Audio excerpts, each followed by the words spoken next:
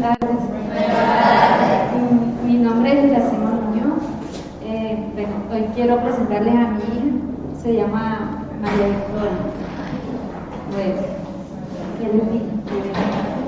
Tiene 20 días de nacida hoy. Y bueno, les voy a resumir un poquito. Ella, pues, por la gracia de Dios, una niña sana, gracias a Dios. Yo, en un momento de mi embarazo, había decidido no tenerla porque estaba viviendo con muchos problemas en mi casa y todo eso, y pues el único camino que yo veía era pues deshacerme de ella. Yo soy mamá de 4 hijos y pues un embarazado muy pocas veces me las trabajo. Y yo decía, ¿cómo voy yo a mantenerla a ella y a mis otros hijos si no estoy trabajando? Papá de mis otros niños no colabora nada, hasta que un día una señora me llevó a la fundación y de aquí, de la Sonia, y muchos amigos de ahí de esa casa me hablaron mucho, y pues yo tomé conciencia y me di cuenta que lo que iba a hacer era un error, y decidí salir adelante y darle vida a esta nenita que naciera, y bueno, aquí está, y estoy feliz de que está sanita y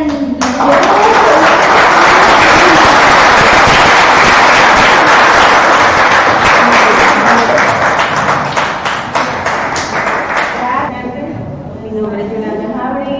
Yo también tengo el privilegio de tener una nieta.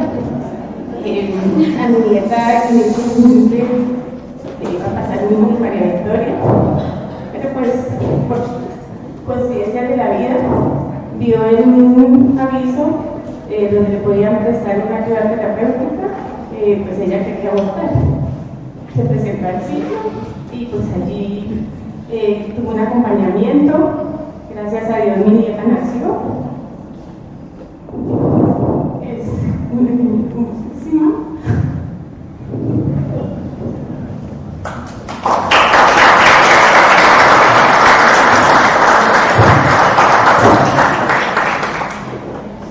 Es de alegría de esta fundación. Mi misma nieta me trajo. Y ahora presto el apoyo terapéutico para todas esas madres y niñas que quieran abortar. Este es un testimonio de vida. Mi nieta es algo maravilloso que llegó a nuestra familia. Es hija de una vecina de mi hija, y mi hijo la reconoció como hija legítima. Entonces, entre comillas, la adoptó, y en este momento ya la niña tiene 5 años y gozamos de ese privilegio de tener esa bebé en nuestro hogar, y es un testimonio de vida. Muchas gracias. Bueno, primero que todo quiero presentarme. Mi nombre es Natalia Vargas, soy abogada, soy la mamá de María Gabriela. María Gabriela tiene 6 años, es mi hija, y es la razón por la que decidí defender la vida en todos los escenarios. Cuando estaba en la universidad estudiando Derecho, quedé embarazada muy joven, y pasé por una situación en la que lo primero que aparece por la cabeza de una persona es muchísimo miedo, muchísimo miedo. Y el primer escenario que se me presenta a través de mis profesores, a través de mis docentes, es que el aborto es permitido en 3 causales. Pero yo no necesitaba que alguien me dijera que el aborto era permitido en 3 causales. Yo necesitaba que alguien me acompañara. Es esta la razón por la que el aborto no es la solución, y sí genera un problema muchísimo mayor. A raíz de esto decidí investigar, formarme, trabajar, y entré a una organización maravillosa que se llama Custodiando Vidas, en Bucaramanga, custodiando vidas, protege a las mamás que se encuentran en estado vulnerable de embarazo, y en este camino inicia también una organización maravillosa que se llama Médicos por la Vida Colombia. ¿Cómo nace Médicos por la Vida Colombia? ¿Alguien sabe qué pasó en Argentina este año? Bueno, en Argentina este año se inicia el debate para la legalización del aborto. Pero este debate no era un debate cualquiera, porque este debate había alzado a una cultura de jóvenes que decidieron, a través de un pañuelo verde, identificarse con el aborto como un mecanismo para liberarse. Y en reacción a esto surge otro grupo de jóvenes, otro grupo de profesionales que se levantan con un pañuelo celeste a decir: el aborto no es la solución, el aborto no es la solución. Y paralelo a esto nace Médicos por la Vida Internacional, que son estos médicos que dicen: no, el aborto no es una solución, y además las normas nos están coartando, nos están persiguiendo, y nosotros ya no vamos a estar más en silencio. Nosotros nos vamos a levantar y vamos a incidir en todos los espacios que nos sea posible. Empieza entonces Médicos por la Vida a ingresar a las universidades, a las facultades, a los colegios, a todas las fundaciones, a llevar su mensaje de vida y a enseñar un poco, a más o menos hacer el mismo ejercicio que estamos haciendo acá, de transmitir conocimiento desde los chicos, desde los adolescentes hasta las personas que se están formando. Bueno, sin más preámbulo, pues tanto micrófono que no estoy acostumbrada. Bueno, vamos a empezar con la presentación. Este fue mi trabajo de grado en la universidad: la objeción de conciencia, el derecho a la objeción de conciencia. El temario que vamos a desarrollar es: primero vamos a trabajar un poco el desarrollo de la objeción de conciencia en la historia, vamos a ver qué es la objeción de conciencia. Después vamos a ver cuál es el conflicto general de los profesionales de la salud entre la objeción de conciencia y la IVE. La IVE es un eufemismo. La interrupción voluntaria del embarazo no existe, existe el aborto, porque la interrupción es un significado que me dice que voy a volver al estado inicial, y cuando yo aborto no puedo volver al estado inicial. Por lo tanto, no es una interrupción, esto es un término confuso, porque hoy día este debate se está dando en las palabras. Y tercero, vamos a revisar más o menos un marco jurídico de la objeción de conciencia. El lineamiento que vamos a trabajar en el marco jurídico es la Corte Constitucional, y adicional a este marco jurídico de la Corte Constitucional vamos a trabajar un país que tiene legalizado el aborto, es Uruguay, pero pues nos da unas directrices muy importantes para tener en cuenta en Colombia. ¿Qué es la objeción de conciencia?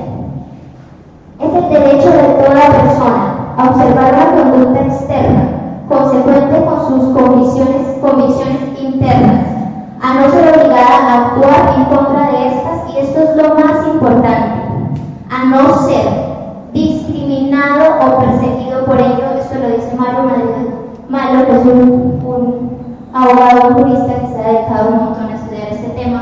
¿Alguien sabe quién es este señor que está abajo?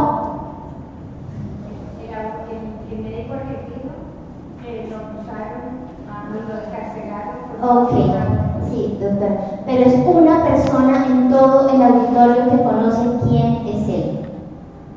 Y esta mañana pasaba algo muy particular, y es que una señora, una persona que no recuerdo su nombre, nos decía: no, es que esta charla solamente es para profesionales, para abogados, esta charla solo es para médicos. No. Estos temas son derechos fundamentales que nos abarcan absolutamente a todos. Y es un tema que, aunque no lo conozcamos técnicamente en profundidad, tenemos que tener una noción. ¿Por qué? Porque la batalla que se está dando a nivel mundial con las libertades no es únicamente una batalla jurídica, y no es únicamente una batalla técnica o médica, es una batalla cultural.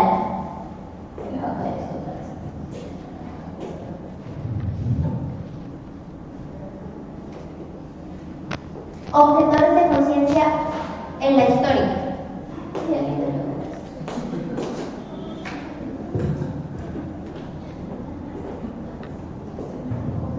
No hay manera de quedar ajustado en la cabeza.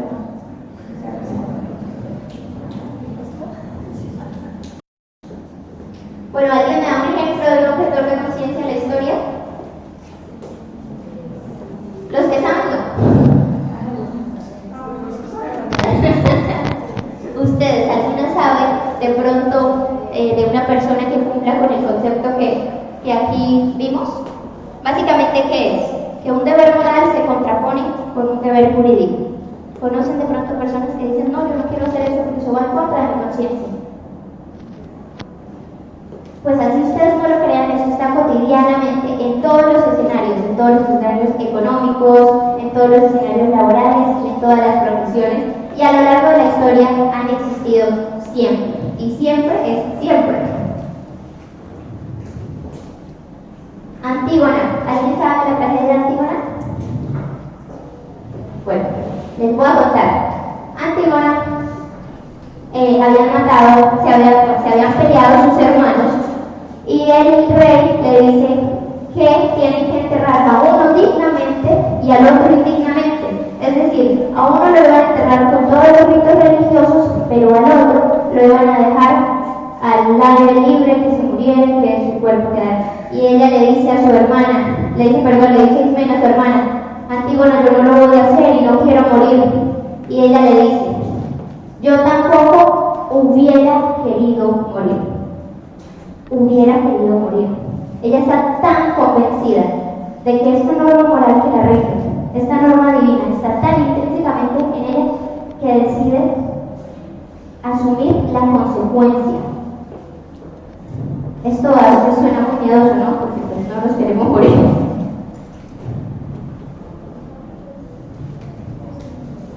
En el Éxodo, el rey de Egipto le dice a las parteras, a Ufra, no recuerdo bien el nombre, y a otra partera, que maten a todos los niños que nazcan varones hebreos. Esa es la primera objeción de conciencia en profesionales de la salud de la historia. Entonces, ¿qué dicen las parteras? No. ¿Por qué? Porque tememos más a Dios que a lo que diga el rey. Y deciden dejar vivir a los niños. Entonces recuerden, ¿no? La primera objeción de conciencia en la historia está en la Biblia, de los profesionales de la salud. Pablo, el apóstol Pablo. Los cristianos han sido objetores de conciencia desde siempre, porque han perdido la vida por sus creencias y por sus convicciones a lo largo de la historia. Pablo, en la carta a los romanos, les dice, si alguno piensa que una cosa es impura, será impura para él. Él está tan convencido de que aquella voz interior es tan verdadera y tan real que se los transmite a los romanos con toda la seguridad. ¿Para qué? Para que escuchen esa voz que está dentro. Si se van a dormir, me avisan.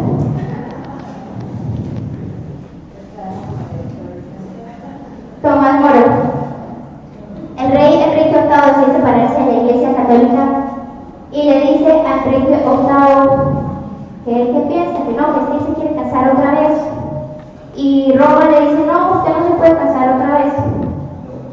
Entonces Tomás Moro, en ese momento lo era como el primer ministro, era una persona políticamente muy importante y además amiguísimo del rey y supremamente íntimo del rey, le dice, lo siento, pero no estoy dispuesto a traicionar mi moral, mi conciencia y las leyes de Dios. Lo siento, pero no puedo avalar su matrimonio. Y le dice, muero siendo un buen servidor del rey, pero primero de Dios. ¿Qué está primando? Su conciencia, su moral y aquello que está tan arraigado en él que le impide totalmente hacer algo que va a contra Dios. ¿Alguien ha visto esta película? Sí, ya, por fin, sí. ¿Nos quieres contar de qué se trata la película? Venga, déjate. Bueno, yo voy. Ah, pero ¿cómo voy? Sí, no. Sí. Si alcanza, vaya. ¿Sí? ¿Puedo? Vaya. Pero todos estos micrófonos. ¿Cómo te llamas? Bueno, Pues trata de un soldado que quiere ir a la guerra, pero él dice que los mandamientos no matar al prójimo y él se dedica a ser paramédico en la guerra de salvar vidas sin necesidad de agarrar un arma y tener que atentar sobre la vida de otra persona. excelente.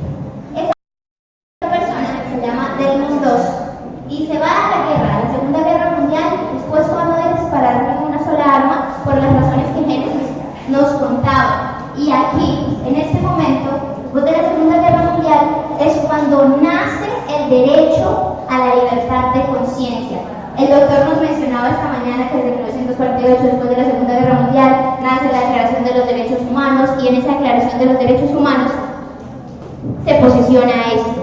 Entonces, cuando vean esta película, recuerden que este señor fue el primer objetor de conciencia, el previo objetor de conciencia a la Declaración de los Derechos Humanos, donde se reconoce jurídicamente la libertad de conciencia y se empieza a tratar de que se implemente o de que se implemente o que todos los ordenamientos jurídicos la tengan. Y aquí está, él es mi héroe, o sea, es mi héroe total. Leandro está siendo en este momento procesado en Argentina por salvar la vida de una mamá y de un bebé. Y él en los alegatos finales de su juicio oral dice: mi trabajo consiste en curar a veces, aliviar a menudo, acompañar siempre, pero nunca matar.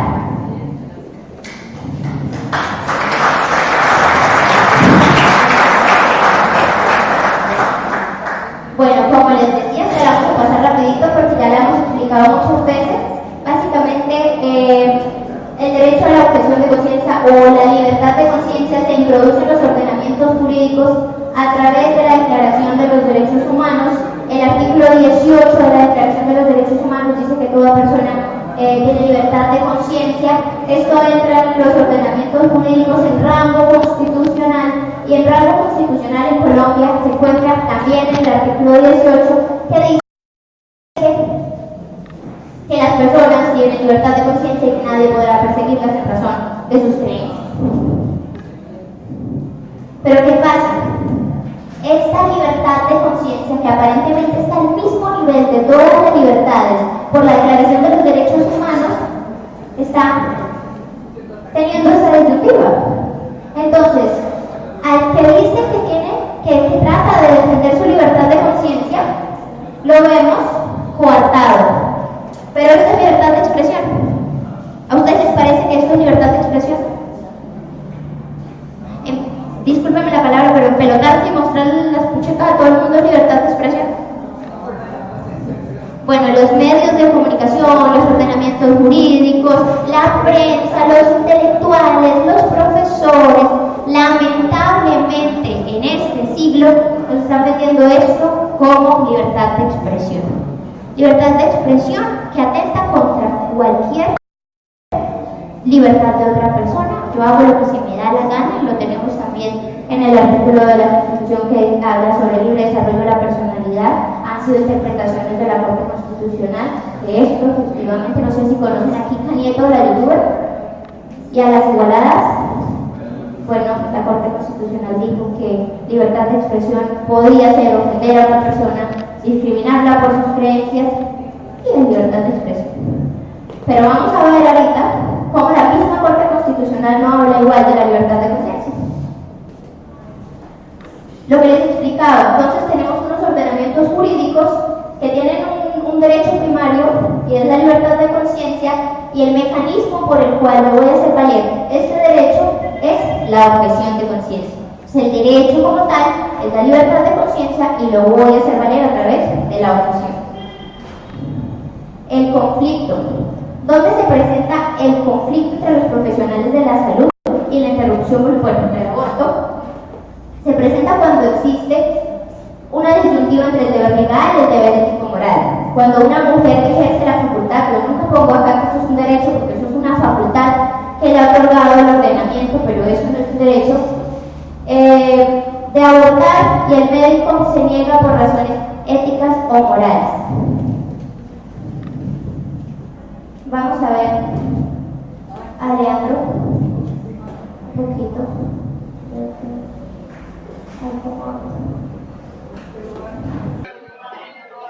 Bueno, les voy a ir contando más o menos mientras solucionamos acá el problema. ¿Cuál fue el caso de Leandro? ¿Me ponen atención, por favor? Bueno, les voy a contar cuál fue el caso de Leandro. Leandro Rodríguez Lastra es un médico de la provincia de Chipoleti, en Argentina.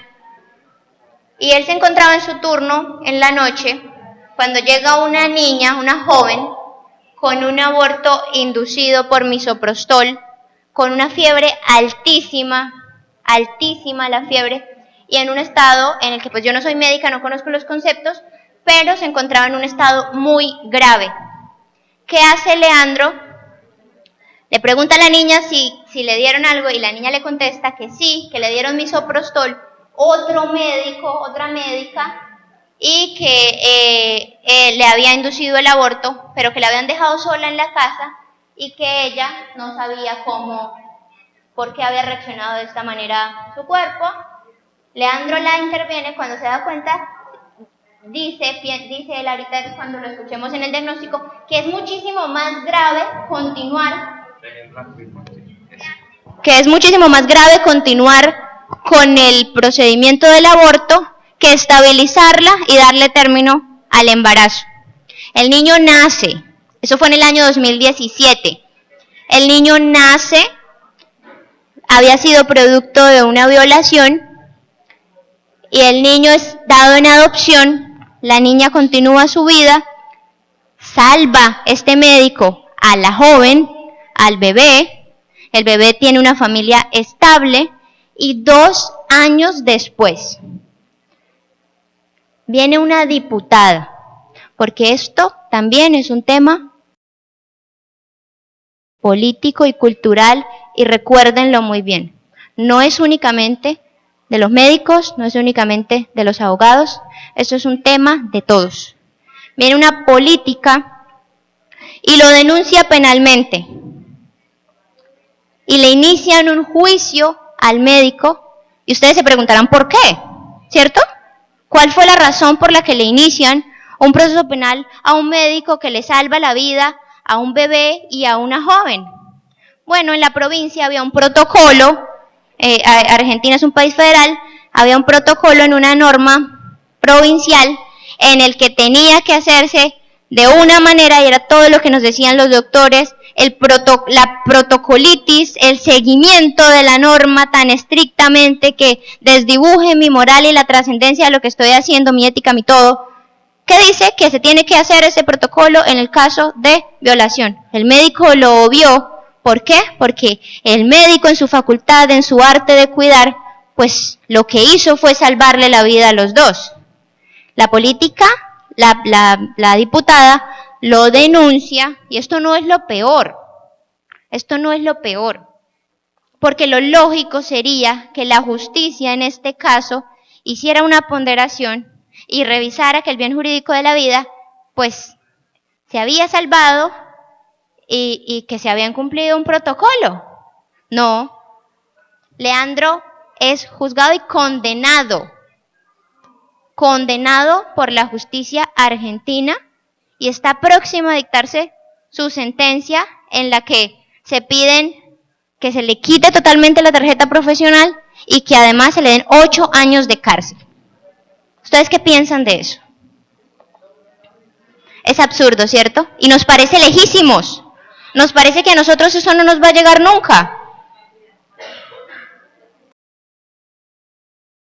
Pero les cuento que nuestra Corte Constitucional no está muy lejos de esto. ¿Cuál es la gran diferencia? Yo les digo, las normas en Argentina permiten la libertad de conciencia, permiten la objeción de conciencia, no solamente del médico, sino de la enfermera y de todos. Pero culturalmente hay una falla. Culturalmente está destrozado.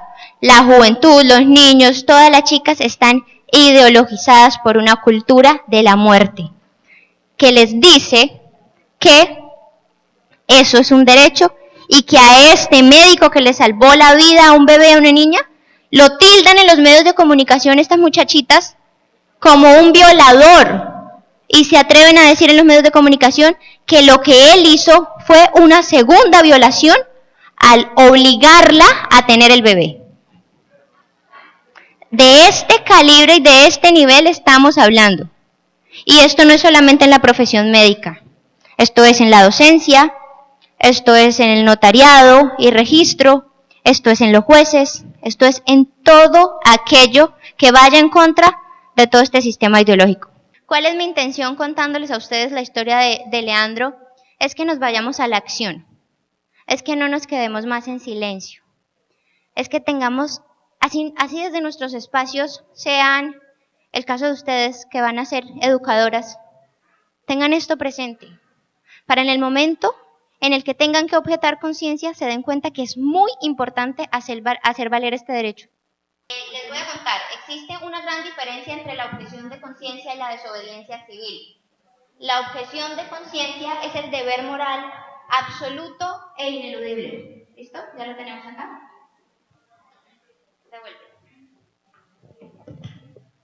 Listo. La objeción de conciencia es el deber moral absoluto e ineludible. Es la manifestación pública, pacífica, pero busca siempre un cambio determinado. Además, tiene una vía legal, lo que efectúa que no necesite de una vía de hecho.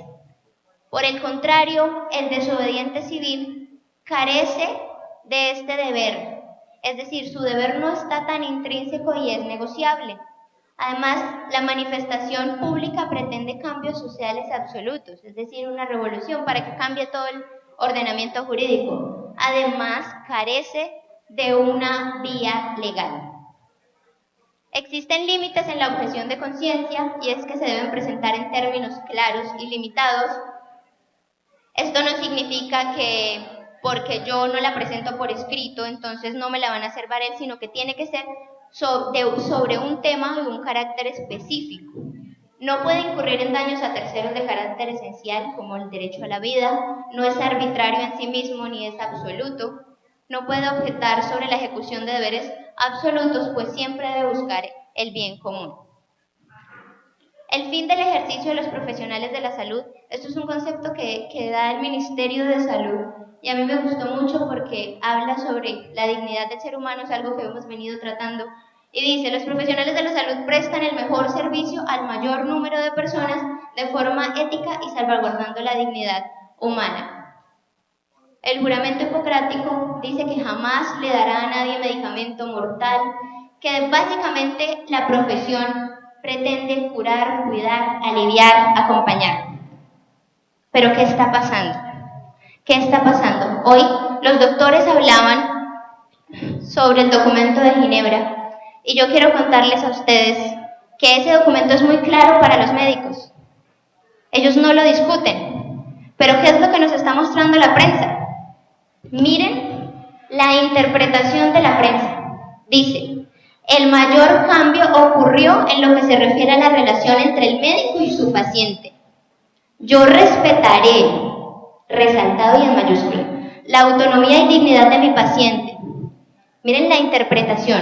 Fue añadido al juramento para resaltar la importancia que tiene para los médicos el respeto de la determinación, autonomía del paciente como piedra fundamental en la práctica médica. Así, en debates sobre temas peliagudos como el aborto legal y la eutanasia, este principio debe recordarse hondamente.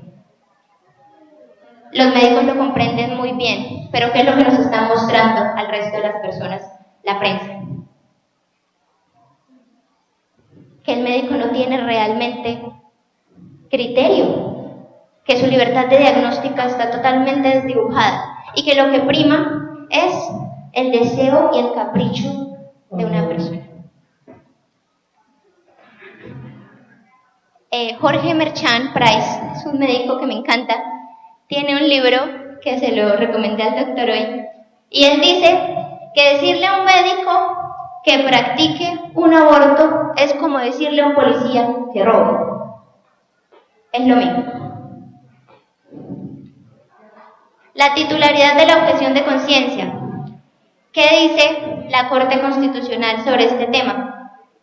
La Corte Constitucional dice que las personas jurídicas no pueden objetar conciencia, que los profesionales que no estén directamente realizando el procedimiento tampoco pueden objetar conciencia y que básicamente el único que puede objetar conciencia es el médico. Sin embargo, existe algo que está en la Constitución que se llama el derecho de asociación, es el artículo 38 de la Constitución Política, y además existe la libertad religiosa.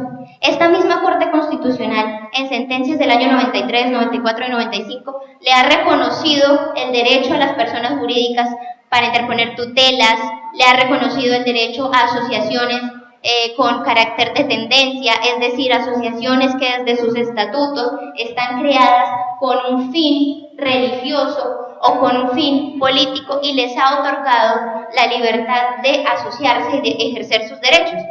Entonces, ¿por qué en este caso es tan restrictiva con los derechos de las personas jurídicas? Aquí viene, existen las empresas de tendencia, existen los hospitales privados que no se quieren subir al negocio del aborto y entonces piden objeción de conciencia institucional. En Argentina, en Uruguay, países progresistas, países donde estos temas como que se han ahondado más y se han materializado más, existe la libertad de conciencia y la objeción de conciencia institucional. En Colombia tuvimos un caso, y es el caso del Hospital San Ignacio, que desde el inicio de la sentencia pues lo que hizo fue decir: nosotros somos una empresa de tendencia, somos una institución de salud de carácter confesional, aquí no se practican abortos. La Corte Constitucional. La Corte Constitucional y la objeción de conciencia lamentablemente han hecho desastres. Desde la sentencia C355 del 2006, donde se despenaliza el aborto. ¿Señor? Ah, ok. Entonces, ¿qué hacemos? Pues tendríamos que terminar para que ellas alcancen a sus conferencias antes de irse a Bogotá. Ok. Bueno, les cuento, la línea jurisprudencial de la Corte Constitucional básicamente lo que dice en sus sentencias es que, bueno, no se despenaliza el aborto, sino que se permiten 3 causales. La T968 habla de un paciente con discapacidad, estaba muy reciente a este fallo, entonces los médicos no sabían cómo actuar y este paciente se presenta a la clínica sin una denuncia en ese momento y entonces, ¿qué decide la Corte? En ese caso de la T988 del 2007, no, qué pena, usted no le puede poner más protocolos. Usted no le puede poner más protocolos, doctor, usted tiene que hacer valer los derechos de la mujer. Su objeción de conciencia, pues, sinceramente no me importa mucho. La 209, una interrupción voluntaria del embarazo por la causal violación. Existe una objeción de conciencia colectiva y entonces ahí es donde se ejecuta primeramente la remisión del profesional de salud. Entonces el profesional de salud lo que tiene que hacer es buscar quién practica ese aborto. En la 946, una paciente con 22 semanas. Y entonces, ¿qué dice la Corte? No, el criterio del médico no es idóneo. ¿Qué es lo que constantemente hace la Corte en todas estas sentencias? Hilar tan fino de manera que el profesional de la salud pierde autonomía en su diagnóstico y es siempre perseguido. Y su objeción de conciencia nunca es reconocida. La sentencia que como que estandariza, la sentencia Ito sobre la objeción de conciencia es la 388 del 2009, que habla de una malformación. Ahí se dan como todos los lineamientos con los que se va a determinar el proceso de la objeción de conciencia en los profesionales de la salud. Y aquí resalto esta 841 del 2011, porque es la primera vez que la Corte dice que existe el derecho fundamental a la vida como derecho reproductivo, como derecho. Y esto es muy grave, porque esto es un tema de palabras. ¿Existe un derecho? No existe un derecho. Pero aquí, y hoy Camila decía algo sobre la obiter dicta, pero esta obiter dicta es la que le transmiten al resto de la sociedad. Entonces, aunque no es vinculante en la decisión, sí es vinculante en lo que la gente está interpretando y cómo se está interpretando. Aquí, en esta sentencia, además es algo muy grave, porque el caso de la sentencia es una niña de 12 años que tiene relaciones consentidas con su novio de 13 años.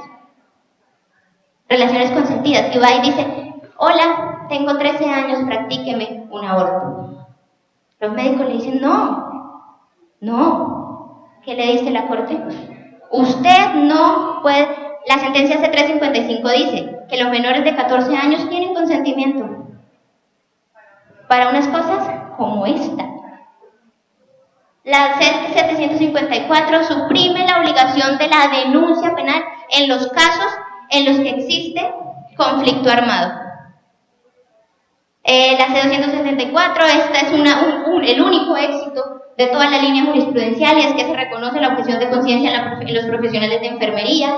Y pues por último la SU 096 del 2018, que es la que da viabilidad a que exista el aborto por discapacidad.